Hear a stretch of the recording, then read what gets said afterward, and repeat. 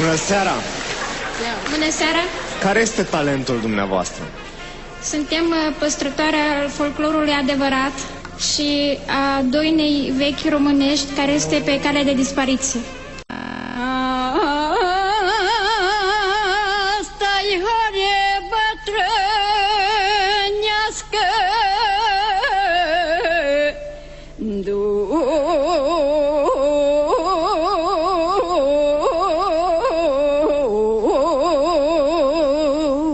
nu-i copil să horească și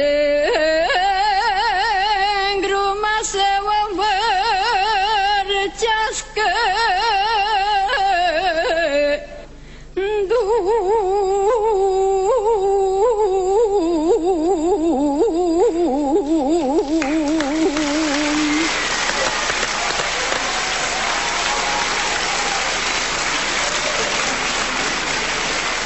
Cărăuși băutăjin, e mânească iașălin, da mânească-i mai tare, ai lai, lai, lai, lai, lai, la, să ajună și-mâsta cu sare, ai la da da, la da da da, la.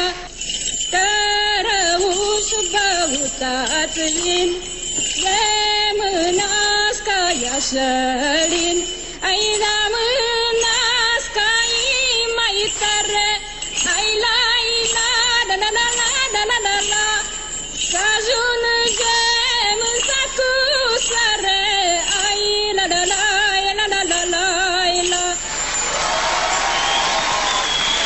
Mulțumim!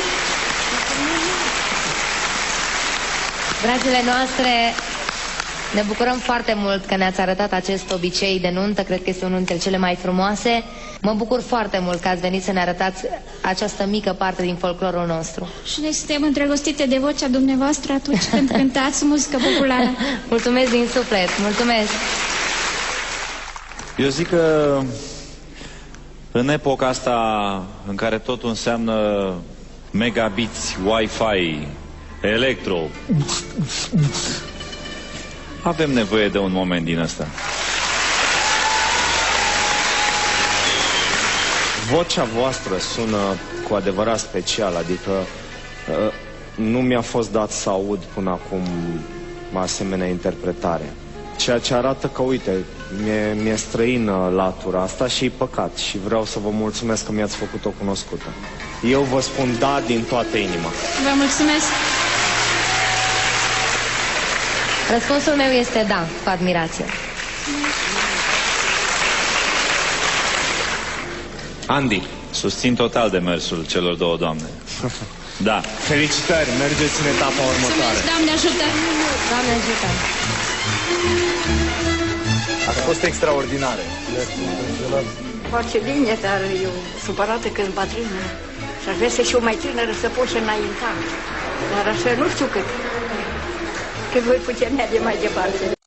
Revenim în culise, ne scuturăm o țâră și ca în basmele din popor ne întâlnim cu o măicuță bătrână și a ei fiică bună.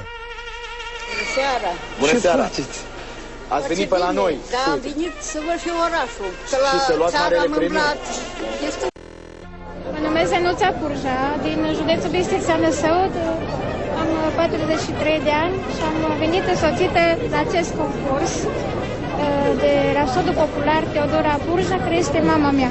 Am venit aici pentru ca să cânt o doină bătrânească, ca să nu uite tineretul de-amu, că cum am fost noi bătrâni, cum am horit eu la sășere, la sapă și eu nu vreau să le urc, că mi-e drag să le au deja alții. Noi vă mulțumim că ați venit, vă așteptăm pe scenă și vă ținem pumn. Haideți!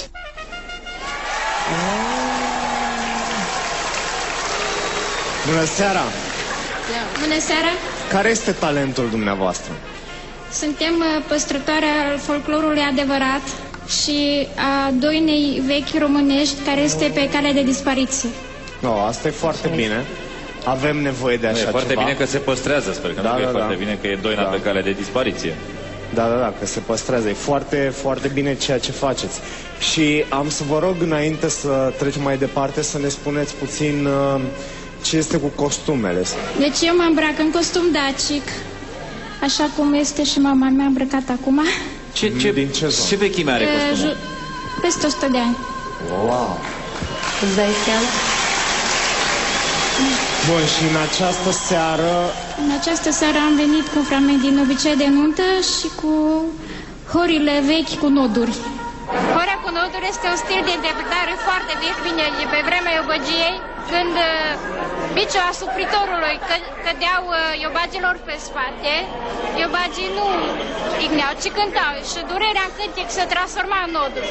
Am văzut că acest stil se pierde și de când am început să cânt, am urmărit întotdeauna să aduc în atenție acest folclor vechi, străvechi, care a intrat anul acesta în patrimoniul UNESCO.